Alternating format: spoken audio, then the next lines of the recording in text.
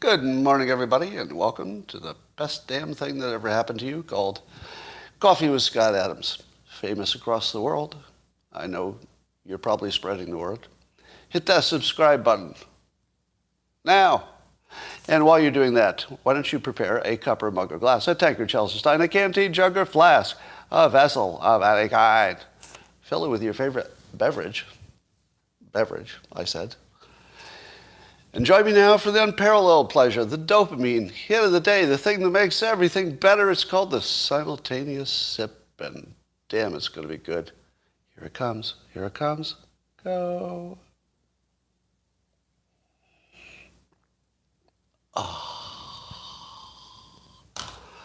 Yep, I like coffee. That's right. Well, let's talk about the fake news first. There's a Rupard clip of Democrat Paul Begala being taken out of context. I think I saw it tweeted by Mediaite. And here's how you can tell that somebody's being taken out of context. If the clip ends as soon as they said the bad thing, that is such a tell. So if somebody says, I'm going to see if I can make one up. If I'm on TV and I say something like, well, you know, death is good for orphans. Clip. And then suddenly the clip is ended. You could be sure that whatever I said after I said death is good for orphans probably would clarify, maybe put it in context, and suddenly you'd say, oh, that was a joke or an analogy or something else. So here's what happened. Paul Begala said that I think the problem for the Democrats right now is not that they have bad leadership, they have bad followers, okay? Clip. Clip is done.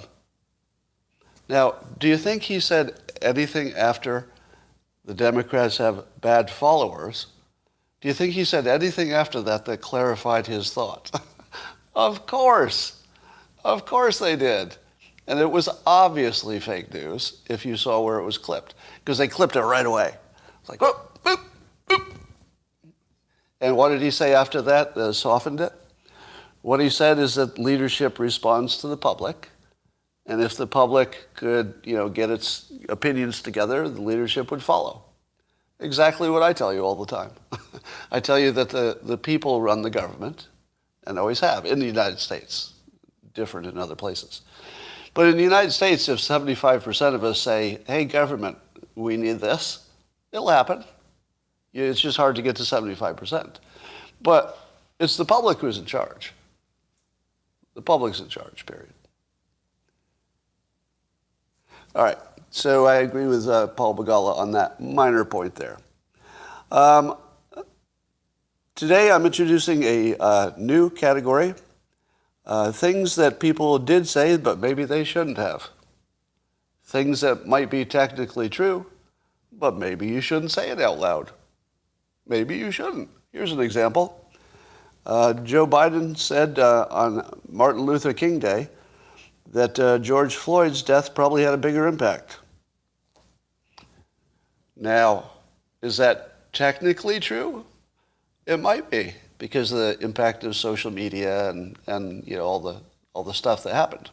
It might have had actually a bigger worldwide impact just because the world is a different place. It could be that on the day that Martin Luther King was killed, of course, that the story was, international news, but it probably didn't have that much of an impact right away, if you know what I mean. So I think Joe Biden could make a case, as obnoxious as it sounds, that the George Floyd thing was a really big impact, and maybe even bigger than MLK at the moment of the assassination. Now, you could disagree with that, but here's what you probably don't disagree with. Why would you say that out loud on Martin Luther King Day? I mean, I'm all for people having, different opinions, and I think, if he tried, he might be able to back up that opinion, but I don't think that's the point. I think the point is, how could you be so, let's say, confused about what the room needs at that moment to think that that was the way to play that? I don't know. I feel like maybe just keep that one to yourself, even if you think it. Well, the continuing Roganization of America is happening. This has got to be a sign of that we live in a simulation. It seems to me that at all times there has to be an adult white male that 40% of the population is shitting on. And if you don't have one, you got to go get a new one. So it used to be Trump, and then Trump, faded into the background a little bit, and we needed an adult white male to shit on for 40% of the public. And there's Joe Rogan, just accidentally becoming the biggest, not accidentally, but becoming the biggest thing in podcasting and maybe the most influential person in the country at this point. And there he is. It's, we got an adult white male to shit on. Am I wrong that we always needed an adult white male to shit on? And that the reason is, it's the one category you can shit on with no holds barred. You don't even have to regulate your speech. You don't have to be careful how you insult them so that you're saying the criticism cleanly without straying into racism or bigotry.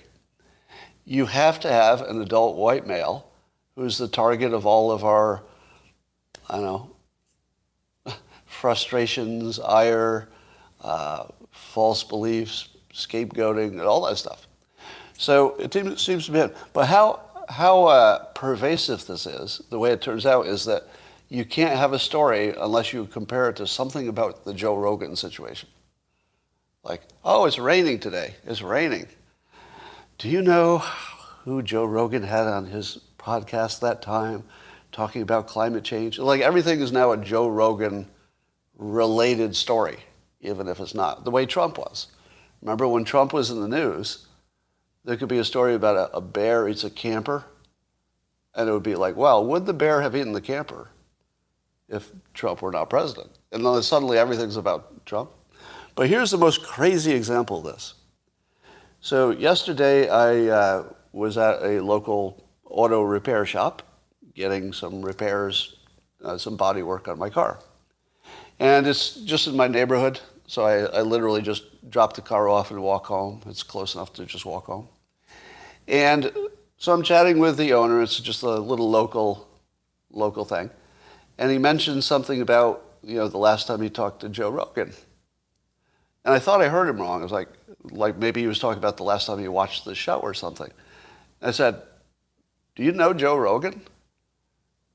And remember, I'm like just down the road at the body shop. And he says, oh yeah, I've been doing, I did all of his cars for years. Now, Joe Rogan doesn't even live in this part of the state, or he's in Austin, I guess now. But when he was in California, he was in Southern California, and I'm in Northern California. But apparently, on a fairly regular basis, the guy down the street had conversations with Joe Rogan about mostly cars, I guess, because he must be a car guy. And how in the world is every place I go turned into a Joe Rogan experience? Is this a coincidence? It's such a weird thing. And then, of course, I'm sitting there and I go, well, I was on his show. And he's like, what? You know him too? It's like somehow Joe Rogan went from, a popular podcast to something about the culture. It's just woven into the culture now in just the weirdest way. I mean, I don't even know what the importance of that is other than it was weird. Question for you. Now that we have data out of the Uttar Pradesh area in India, which shows fairly conclusively that taking ivermectin is associated with reducing automobile deaths to zero. And I'm wondering if there's an argument yet for mandating that all automobile drivers, all licensed drivers, take ivermectin. Because the data seems pretty strong that at the same time people were taking ivermectin, actually all accidental deaths went to zero during that period. So nobody drowned. So maybe it could be mandated that if you're a swimmer, you could take ivermectin. Because during that period, there were no accidental drownings of people taking ivermectin. So no car crashes, no accidental. Nobody died of old age. Actually, nobody died of any cause. So we have some good data on that. And I'm generally not in favor of mandates, but if you can save millions of people, well, I mean, I'll take it into consideration. And it looks like the data is pretty strong that ivermectin stops automobile accidents. Now, some of you are thinking, Scott, that data is not strong. It's as strong as the data that says ivermectin crushed COVID in the same region, because it's the same data. So the data that says that nobody died of COVID while taking ivermectin also says nobody died in any other way while ivermectin was being used. So I don't think that's a coincidence, is it? I think it went to zero because they took ivermectin. So now that we have good data on that, well, I'm not really worried about automobile accidents, even if I were to drive drunk. I don't drink, but I'm thinking about starting, because I have a good feeling that if you took automobile accidents to zero in this one area where they were using ivermectin, that would suggest that even the drunk drivers were not getting in accidents. And even the people who might have been hit by a drunk driver, who presumably would not be on ivermectin, or if they were, they would survive. But you could be not on ivermectin, be hit by a drunk driver who was on ivermectin, and it would still protect you. That's what the data says, because there were no deaths from automobile accidents or drunk driving or anything during that period. So I think I'm a convert now. I was sort of a little skeptical on ivermectin before, and I know it hasn't gone through all of the rigorous trials, but when I see strong data like this, that it can eliminate all causes of death, I think that's worth the risk management. That's a risk benefit I would take to remove the risk of all forms of death. On another topic, the supply chain looks like is worse than ever. I was under the impression that the Biden administration had cleverly put financial incentives in the forms of fines in place, and that would be enough. But apparently it's the worst it's ever been. This is terrible leadership, right? I don't feel like this supply chain problem at this point is anything but failed leadership. Now, in the beginning of any crisis, you could say, well, wasn't leadership unless they saw it coming. It's, something happened and then we had to respond to it. But now it's been months. Are you telling me that we're so incompetent in this country we can't unload a boat? Really? Really? The United States, the superpower of superpowers, and we can't figure out how to unload some boats. That's too hard. Well, Scott, you don't understand. There's space constraint, and there are really a lot of ships. Yeah, no, I'm not impressed by your space constraints or your lot of ships. That's got to be failed leadership. It's just got to be. Now, I'd be saying the same thing if Trump were president. Now, you might not believe that, but I would. On day one, it doesn't look like a leadership failure, but now, are you kidding me? How is this not a leadership failure? I don't know if you've had this experience, but lately my life is like living in Canada or maybe the UK. And what I mean by that is that I can't buy any of the products in the store I used to buy. I can't get a car. I mean, I can buy it and do the paperwork, but Ford won't send it to me because it doesn't exist. and I even heard from a Ford executive I should just cancel the order because they're lying to me, basically. I'm paraphrasing. So when I go to the store, I've got this like off-brand shampoo, and I'm eating off-brand, snacks and off-brand everything. So it's like being in Canada. I can speak to the locals and they understand me, but when I buy a product, I don't recognize the packaging anymore. I swear to God, it's just like being in Canada. I mean, unless you're Canadian, then it's different. Yes, I do use shampoo. Weird, I know. There's a story to that, but you don't care. It's more for the body than for the head. That's the short version. And it's because of skin issues, not because of hair. Long story. Anyway, I would like to award the Not a Hypocrite award. So this is something I just made up. Every now and then, a leader will say something honest, and it will cause all kinds of trouble. And here's a leader, I'll call him a leader, I think that's fair, who said something that was just so honest that the whole internet just blew up. And I've never seen this kind of honesty before. Now, I don't like it. That's why the internet broke up. So I don't like what he's saying. What he's saying to me sounds horrible. But bam, I am so impressed by the transparency that I don't know what to say about this. I just kept listening over and over. So the topic is a billionaire venture capitalist who is a part owner of the Warriors basketball team, Chamath Palihapitiya. I hope I got that quite close. Palihapitiya. I think that's close. Anyway, he was being asked about owning the Warriors, I guess, and doing business in China and the Uyghur situation. And here's what he said. Chamath said, "Nobody cares about what's happening to the Uyghurs, okay? Of all the things that I care about, it is below my line." And then he emphasized it several times. Below the line. Don't care about it, nobody cares about it. Now, number one, it's shockingly awful to hear it, right? My morality and sense of right and wrong are seriously challenged by this. Seriously challenged. But I'm going to give him a pass. I'm going to give him a pass because I prefer the transparency over the lie. I do.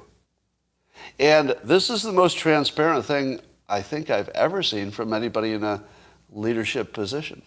I mean, you could argue whether owning the Warriors and being a non-managing owner, so he's not a manager, being a non-managing owner, I don't know, maybe that's not leadership, but it sort of is. And my jaw just dropped, and I thought, he's telling us actually the truth.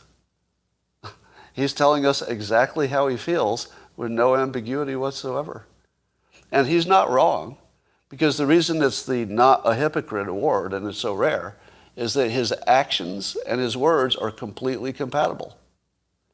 He's not taking any action about anything related to the Uyghurs in China, and then his words back it up completely. No ambiguity at all. I don't care. Nobody cares. When he says nobody cares, that's hyperbole, but he's basically saying he doesn't care. I listened to him say those words, this is not an exaggeration, maybe 30 or 40 times, because I couldn't stop listening to it. I wanted to comment, and I didn't know how.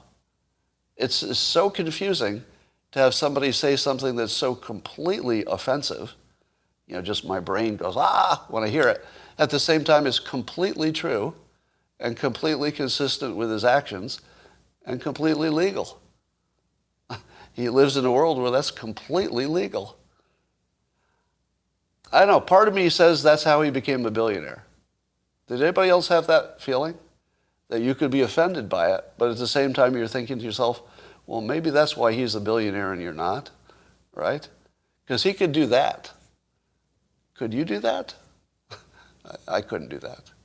I mean, I could say a lot of provocative things in public, but I couldn't have done that. I mean, maybe if I had a few $1 billion, I could. But yeah, probably I could. If I had a few $1 billion, I guess I could.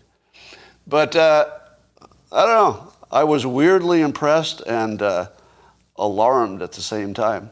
Now, the Warriors organization put out an announcement that said he doesn't speak for us. He's just a financial owner. He doesn't have any leadership role within the team itself, apparently. So the Warriors are distancing themselves from their own owner, which makes sense. So there's a story that Matt Gaetz, Congressman Matt Gaetz, his ex-girlfriend, reportedly is given some kind of immunity to testify. Is that bad news or good news? Is it bad news or good news that his ex-girlfriend, now remember, he's been charged or alleged to have some involvement with maybe a relationship with her when she was under 18, when she was 17.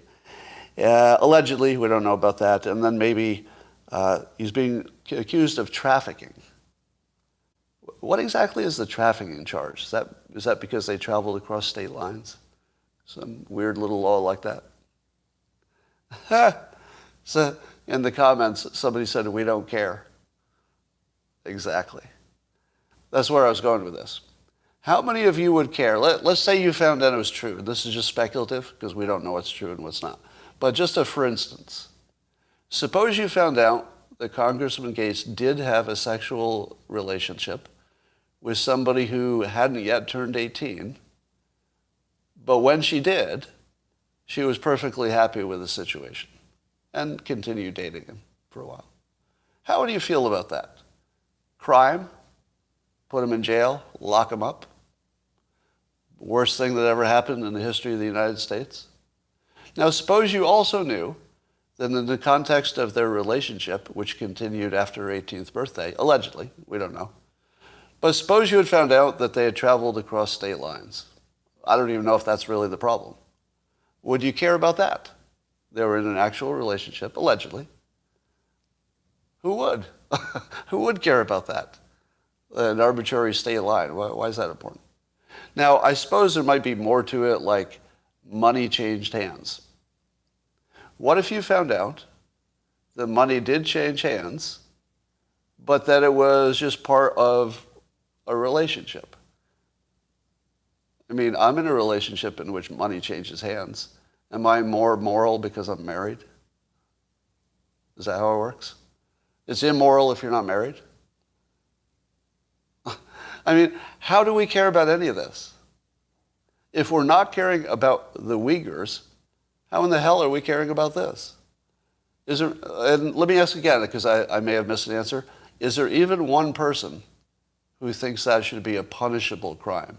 It might be a technical crime, but is it? Oh, there is one. Her parents. Oh, I got a yes. Okay. Let's see. Yeah, you know, here's the dividing line. If she turned 18 and said, oh man, I sure wish I hadn't done that, I'd feel a lot different, wouldn't I? But if she goes the rest of her life saying, you know, it was just a good experience. Nah. Is it our business? I mean, I think I need something closer to a victim before I get excited about anything. Speaking of the Uyghurs, I saw an argument by Scott Horton. I think he's a libertarian, in which he says that we shouldn't be necessarily believing all the Uyghur stories about genocides and what's going on there. What do you think about that? Given the poor quality of information about basically everything, why would you believe the Uyghur situation? And that question was put to me, essentially, and it's a good question, don't you think? Do you think you could believe the exiles? What level of credibility on a scale of 1 to 10, where 10 is the most credible, how much credibility would you put in the exile reports, which apparently are conflicting? I'm seeing numbers all over the place. Somebody said a 10. That's interesting. Well, you know that exile reports are notoriously unreliable, right? Because they have an agenda. Historically, they're notoriously unreliable.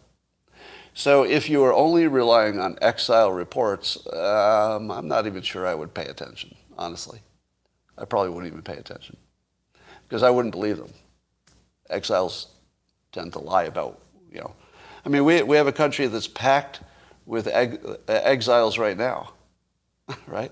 And how many of them got into the country because they lied about being politically discriminated in their country? Exiles might be the most lying group of people in the world because they have a reason, right? They have a legitimate reason to lie for self-defense and maybe fix something in their old country. Didn't we attack Iraq because the dissidents or the exiles told us there were weapons of mass destruction? I mean, I wouldn't trust anything an exile says. But they're not the only ones, right? Now, there's other evidence, and the other evidence, you know, you could argue is sketchy as well. Here's my bottom line. It doesn't matter what evidence you have.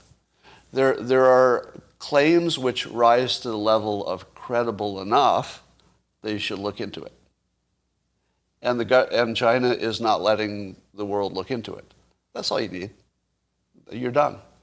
Remember, the government, any government, Chinese government, American government, is guilty until proven innocent. It's not the other way around. Innocent until proven guilty is only in American and other westernized type systems. But that's for citizens. Only citizens are presumed innocent. Governments are presumed guilty. They've damn well got to show you that they're not stealing the money, because otherwise they just could. And, So yeah, the fact that China is not transparent, the fact that you can't just go visit the Uyghur camp and talk to them, that's all you need. That's all you need. It doesn't even matter if it's true. They have essentially confessed. Basically confessed. I would say the same thing is true of American elections. Do I have evidence that American elections are fraudulent? I do not. I do not have that evidence. But I assert that you have to treat them as though they are, because the elections can't be fully audited. You can't get to the electronic parts at all. So, well, not at all, but you can't get to them reliably.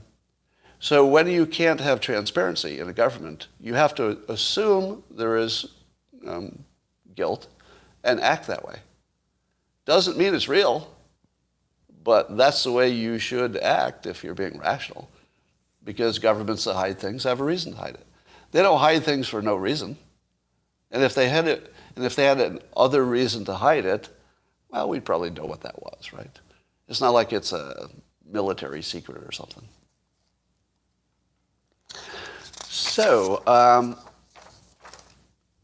apparently there's a movement within the MAGA movement, a small movement, in which a number of people believe that JFK Jr. is alive, really. He didn't really die in that car crash in 1999. He's going to come back as Trump's VP.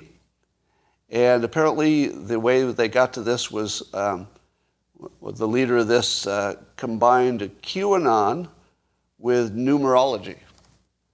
Because QAnon by itself, it lacked the credibility that it needed. And numerology by itself is often called a pseudoscience. But if you put them together, if you put them together, magic. And that's what apparently some believers have decided is true. And not only is JFK Jr. still alive and coming back, despite being a Democrat, joining no doubt Donald Trump and his group, but also some other famous dead people such as Michael Jackson, who apparently faked his death. And once the Trump and JFK Jr. team up, they will go after the secret cabal of pedophiles that are running the world globally. So that's that. Now, seems feasible. Seems plausible. Yeah, finally. Finally. That's what somebody says. Finally, it's about time we put together the dead celebrities with Trump to take care of this global satanic pedophile cabal. Of course, the real story here is that the mainstream news will give as much attention as possible to the crazy people to paint all Republicans as crazy. Likewise, there are not nearly as many progressives and crazy liberals on the left as we like to be told. So the right is telling you that there are tons of progressives when there really are not that many. There aren't that many AOCs. But I don't know how many it takes. There was an enormous Tonga volcano eruption, a once-in-a-millennium event that caused some tsunamis on the California coast. Small ones. I think it closed an airport on Catalina Island because the airport, they thought they would get swamped. And that's the whole story.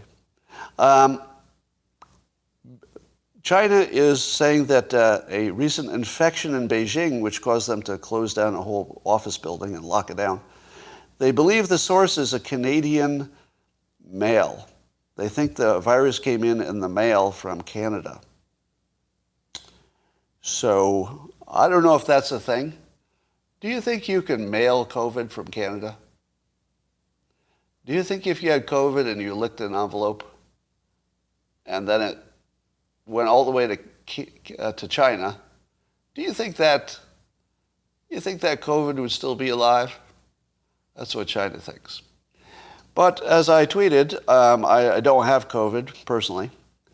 But if accidentally I were to get COVID, and it happened to be the anniversary of my stepson's death from fentanyl that comes from China, you're going to need to put me in prison to keep me from licking stationery and sending it to China, is all I'm saying.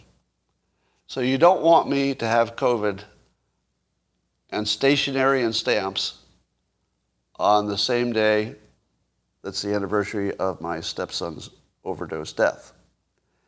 Because I'm pretty sure it would be some kind of a crime to lick COVID onto an envelope and send it to China.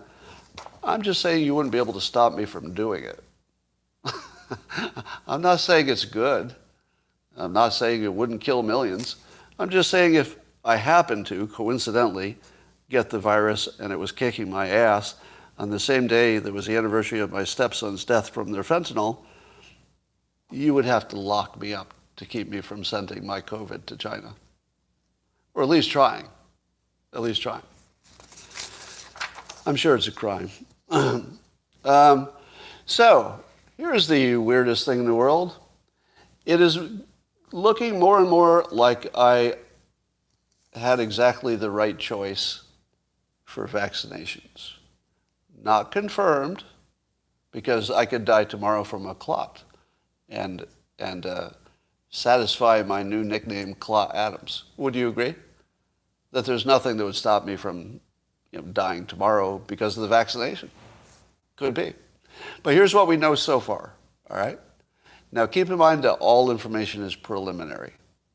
But there is some preliminary information that suggests the very best situation is to have 2 vaccinations. The boosters don't seem to help. And that two vaccinations and then get Omicron. Your very best situation is 2 vaccinations and then get Omicron. And that gives you the best antibodies. Now, that's probably where I'm going to end up. So I waited as long as possible to get a shot. Then I got a shot. Now, getting the shot could kill me, right? Do you all agree? Because some people will die from almost any medication. So whatever you think the risk is, it's just a fact that you could die from a vaccine. Now, the boosters don't seem to help against Omicron. That's today's latest information. Again, all information is subject to possibly being wrong and revised, but that's what we know now. So we also heard, and again, this is information that would need to be confirmed, but early information seems to show that being vaccinated and then getting COVID vastly reduces your long COVID risk. Have you heard that one yet? Now again, you have to do more studies, blah, blah, blah, blah, blah. But have you heard that yet? That if long COVID is what you're worried about, there's now, I think, the first of its kind study. It's not a randomized controlled trial, so it's observational and it's got some problems. Yeah, some people are saying it's debunked, and I'll get to that in a minute. So I'm not saying that you should believe it, because the nature of it was, I guess they asked people to tell their situation, were you vaccinated, and then what kind of long COVID symptoms did you have? And what they got was a result that they showed, and I know some of you saying that it's been debunked, but let me finish the point. I hear what you're saying. It's the only information we have on that exact topic about long COVID and vaccinations. I don't think you should take it as confirmation, but it's the only one we have. So if the only information we had said the opposite, I'd be telling you the same thing, which is, well, that's bad news, but it's not confirmed. So just the fact that it looks like it's good news for people who are in my specific situation doesn't mean it's confirmed. But would you agree it's the only information we have? So it might be faulty, but it's such a strong indication, much like ivermectin. The reason you believe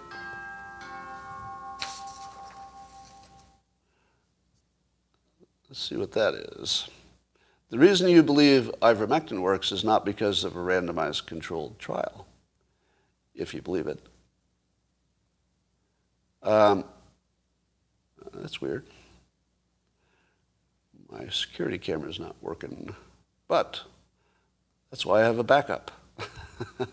Always have more than one security camera. Oh, it's just a package. All right, no invaders.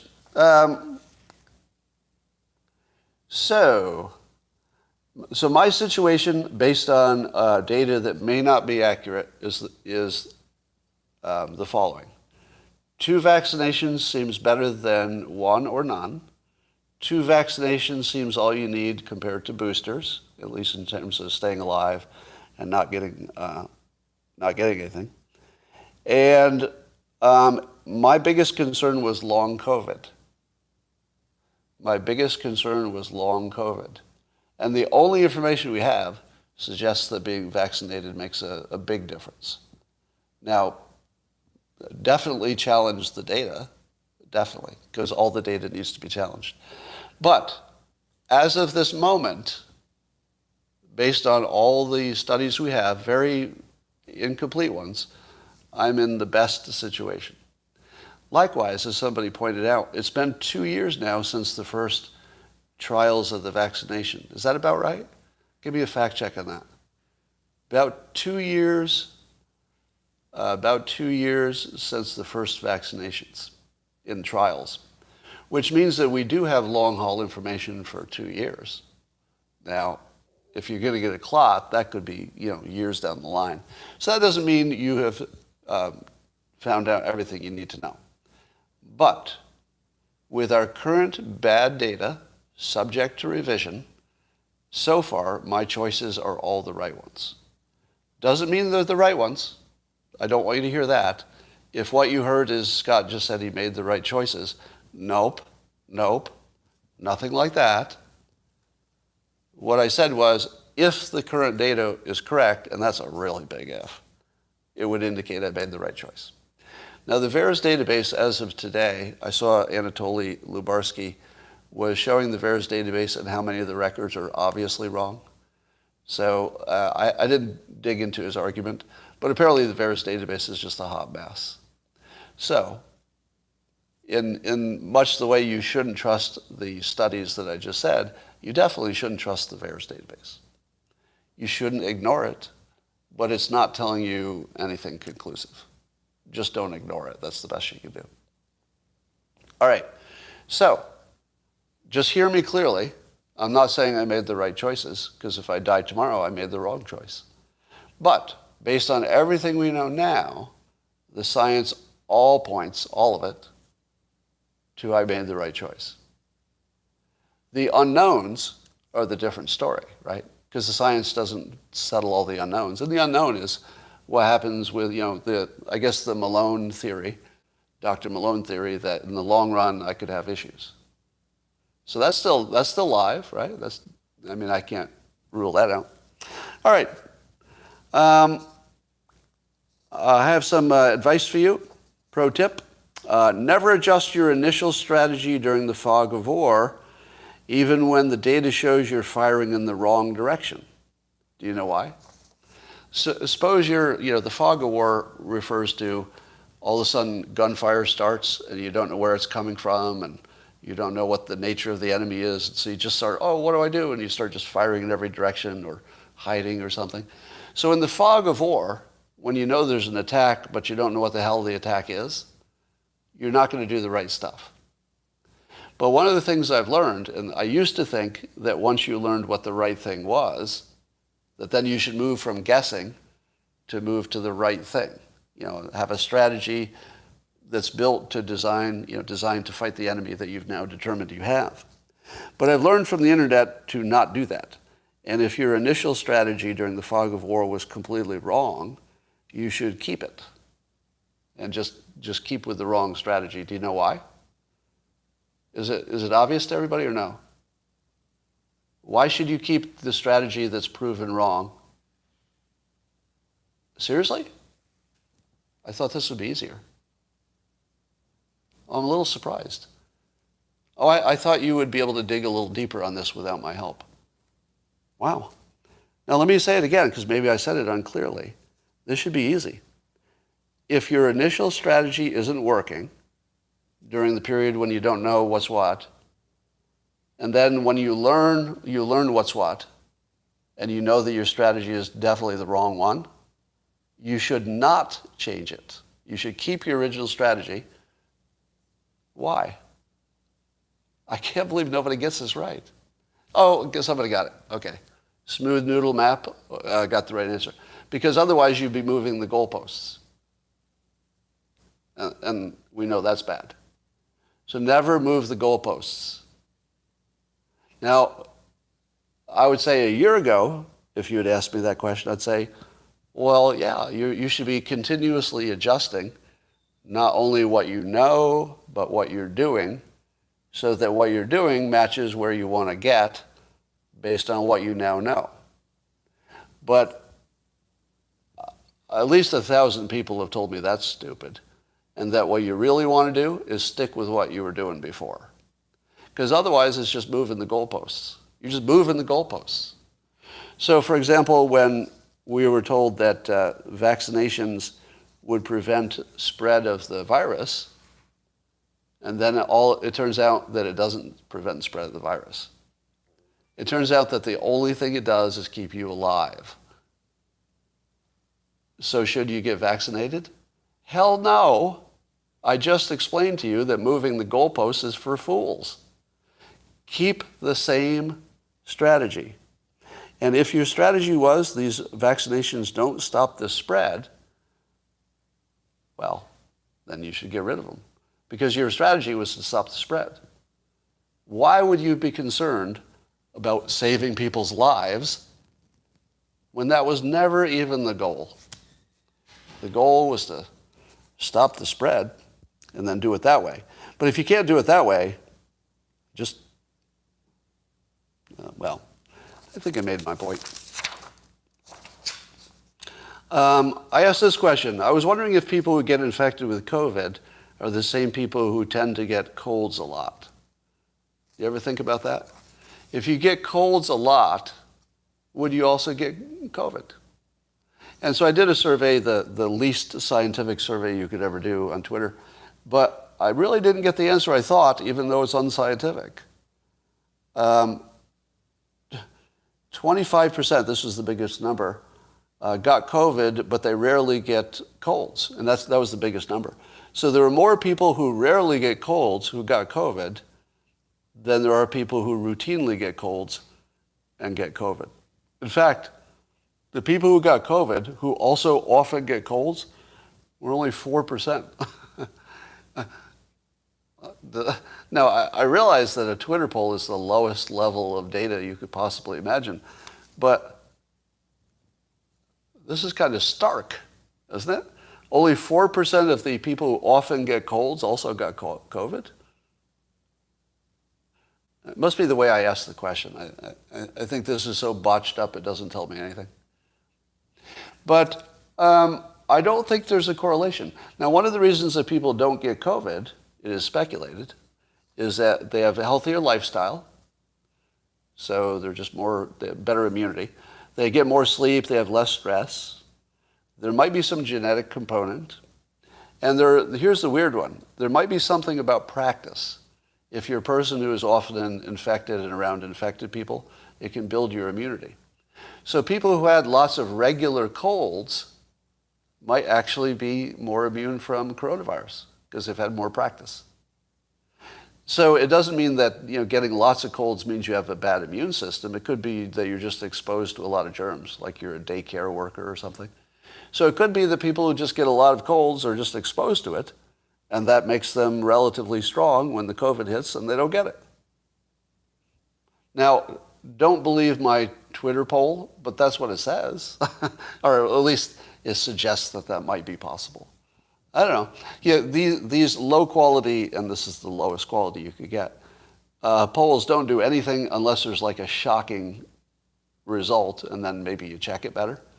This is kind of a shocking result to me. I don't know if it's meaningful, but it did shock me. Here's the COVID update. So it's 2 weeks until February 1st, the day that the public would like to be done with mandates. And the latest is that we are plateauing in the next 2 weeks. Just in time. Just in time. So it looks like we're plateauing. 20% of Americans, at least, have been infected at this point with COVID.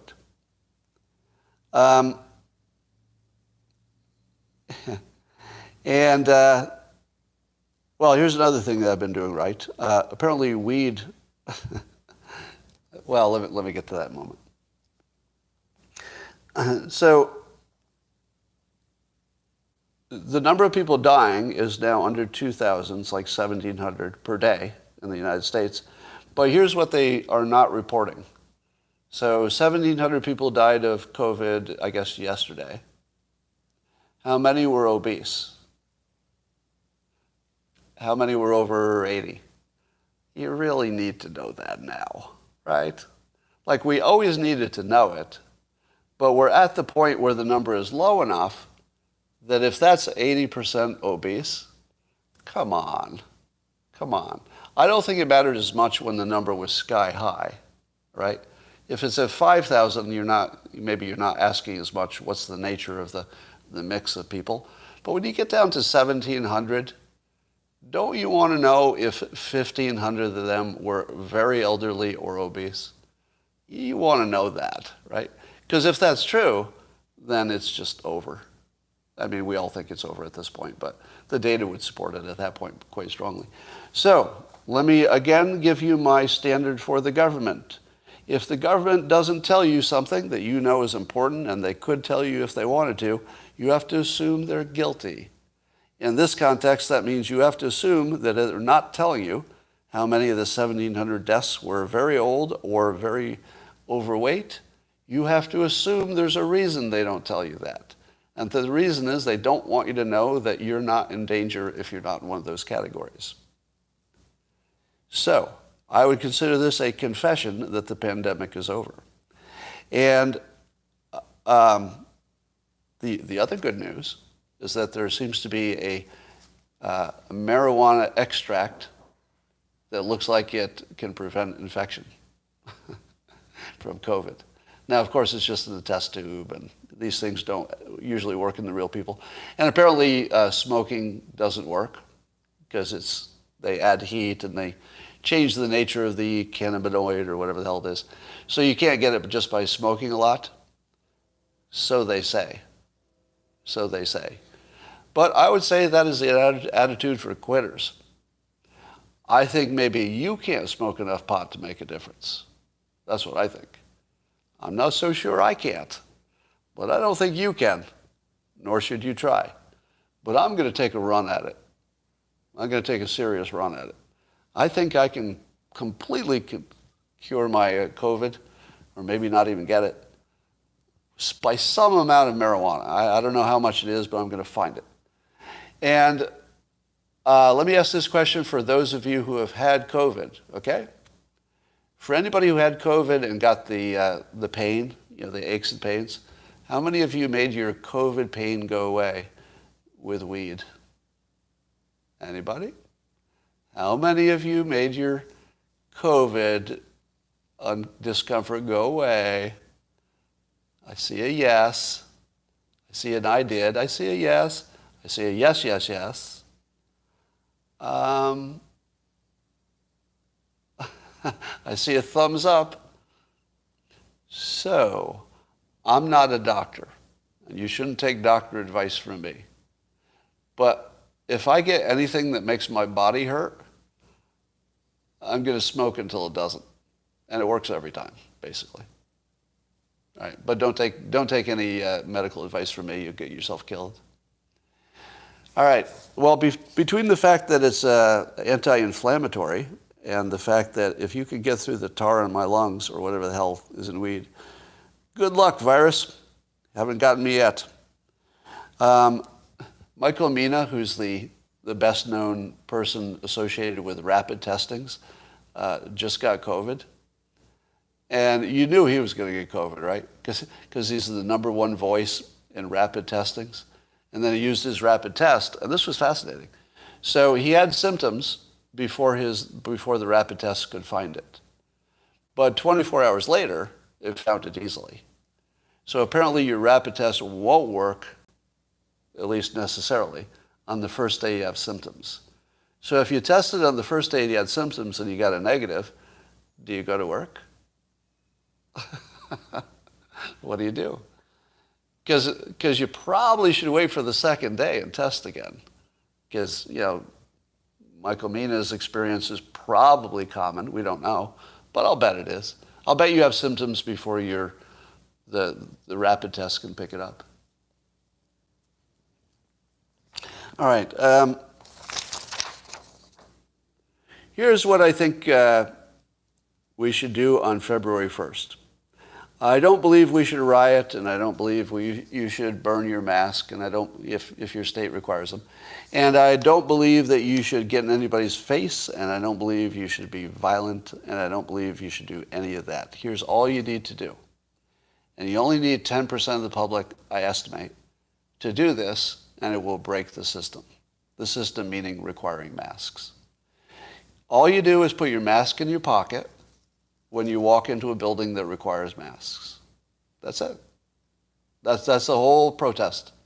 And then somebody comes up to you, or not, and says, oh, we require masks. And then you say, and this is important, you say, oh, I'm sorry, I thought we were following the science. And then you say, I apologize, and if we're not following the science, I'll be happy to put my mask on. But make sure you engage them in conversation a little bit. Do you know why? Because the 10th person that engages that employee in conversation about a mask will be the breaking point. And that when the 11th person comes in with a mask in their pocket, the employee is just going to say fuck it and just going to do their job. Because it's not the employee's job to talk to every person with a mask in their pocket and have a conversation with them about why they should wear it. So, you do not have to be a rebel. You just have to be somebody who had a mask in your pocket. That's all it takes. Anybody disagree? Do you think that won't work? Yeah, because if you get 10% without a mask, other people take off their masks. I think herd behavior just needs to be kick-started. So if you're in the brave 10%, nobody will even know that you're protesting. They'll just think you forgot to put your mask on and take it out of your pocket. You will be completely invisible as a protester. You'll just be oh, sorry, thanks for the reminder. I didn't realize we weren't following the science anymore. Put it on. We're vaccinated. How did more supposedly die after this? Shalika Sunshine asked me this. Since almost all of the vulnerable population has been immunized, how did more supposedly die after this? And the answer is that vaccinations don't prevent deaths. And they don't prevent natural death from other things. So it's the right question. That is the right question. But if vaccinations prevented all deaths, then that would be a real question. But since people do die with it, you'd expect that the more virus there is, it doesn't matter if you're vaccinated or not. The only thing that matters is there more virus? More virus equals more deaths, whether you're vaccinated or not in our current situation. But you're right. If the vaccines had worked, in terms of preventing transmission, that'd be a different thing. All right. I also have a theory that the attractive women will lead us out of the pandemic. Do you know why? Try this experiment. If there's anybody attractive in your family who's female, could be a spouse, could be a sister, could be an older daughter. Walk into a place that requires masks. You wear your mask and have the attractive female who's with you, doesn't matter who it is, not wear a mask. The attractive female will not be asked to put on a mask. You might. I might. Watch. It's pretty privilege. Yeah. There is pretty privilege. So the attractive women who never get in trouble for anything, am I right? Am I right? Attractive women don't really get in trouble for anything. I mean, you'd have to murder, and even then you'd probably get away with it. So since pretty women can get away with really anything, if they're the first ones to go maskless, they can lead us out. Do you know who can't lead us out? Adult white males. Adult white males. Wrong leadership. Do you know who else could lead us out? Black people. Black people. Because just like pretty privilege, at least, in my town, people are a little less careful, or no, a little less, what would you say, spring-loaded to tell a black person to put a mask on. Now, don't blame me for racism. I'm blaming other people for being racists. So I'm saying other people are racist. And because they're racist, they're not treating everybody the same. I was in a grocery store yesterday where 100% of the people had masks on, with one exception. A black man who was 6'7". He had a mask, but it was on his chin. Do you think anybody went up to the 6'7" black guy in my mostly white town and asked him to put a mask on? Nope. Nope. Because I was shopping for a long time and I ran into him a number of times. Nobody asked him to put his mask on. How about if I go there with an attractive woman who forgot her mask? Does anybody ask her to put it on? I don't know. That hasn't happened, but I don't think it will. So, attractive women and black Americans, please lead us. Some leadership is required right now, and I don't think I can do it, at least not in person. So, we could use some help. And that, ladies and gentlemen, is the best live stream you'll hear today. George Floyd didn't have a mask, somebody says. Don't go outside, problem solved. Older Karens don't care how pretty the maskless woman is. Okay, that's a good point. If the store manager is a Karen, it doesn't matter who's maskless, that's right. But most store owners don't necessarily have a Karen in charge. It's usually an old white guy. So you're fine.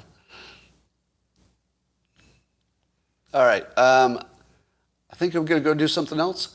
And that concludes Coffee with Scott Adams, the best time you've ever had in your life.